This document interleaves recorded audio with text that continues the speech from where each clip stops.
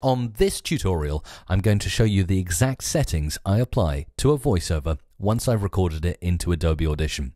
Now, if there's one person you need to thank for this tutorial, it is VoiceOver Darren. Go and visit his website at voiceoverdarren.com, click the contact page, and thank him personally for this tutorial. That's voiceoverdarren.com. In the latest versions of Adobe Audition, CS 5.5 and 6, you are able to put your favorite processes onto a hotkey. So right here, I'll select this part of my voiceover, hit the V key, and my settings are applied immediately. You'll see them here in the history box. There really is no great science, it's just a straightforward process. EQ, normalize, compress, normalize. ENCN. I really need a better acronym, don't I? With these simple steps, you can turn a voiceover that sounds like this is a voiceover, to this, and this is a voiceover. Let me walk you through those steps now. First of all, EQ. I'm going to select the unprocessed voice here and go to my effects rack over here, where I will select filter and EQ and the parametric equalizer. Here, it's just a simple case of selecting the loudness maximizer in the presets. All this does is add a subtle little bit of extra bass and quite a lot of extra treble to give you a nice presence in your vocals. So once you've done that, hit the cross and then apply, and you'll see that that EQ is now applied to the voiceover. Next, you go into the effects menu, amplitude and compression, normalize, process.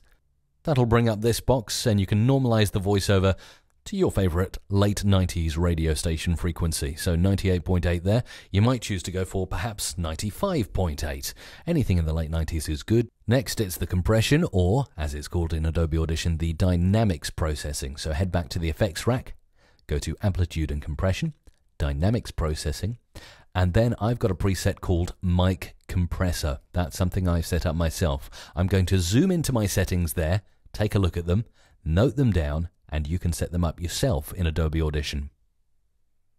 Now I'll cross out of the dynamics processing effect, click apply to put it onto the voice, and you'll see that makes it nice and fat, but a little bit too loud. So then we go back to the effects, amplitude and compression in the menu, and the normalize process. Again, normalize to your favorite radio station frequency in the late 90s, and there it is, the compressed voiceover sounds like this. This is a voiceover.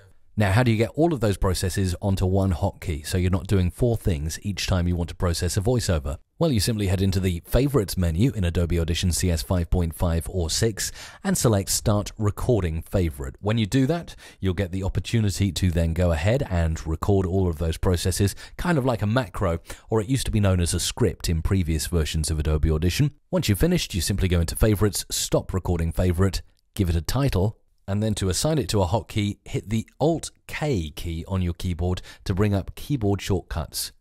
Go to your favorites, find the favorite you recorded. For me here it's voice filter, and then just assign a hotkey by hitting the key you want, and I usually use V because that reminds me of voice every time I'm processing my voice. And there you go, that's the easy way to process a voiceover once you've recorded it into Adobe Audition. In cooking terms, I like to refer to it as oiling the pan because you're preparing the voiceover for its purpose. Now, there is a secret sauce or the seasoning that you can put on top of the voiceover when you're creating radio imaging sweepers and IDs. And maybe I'll reveal that to you in a future tutorial. If you'd like to see that process, leave a comment on this video. Thanks for watching. This is Mike Russell from musicradiocreative.com.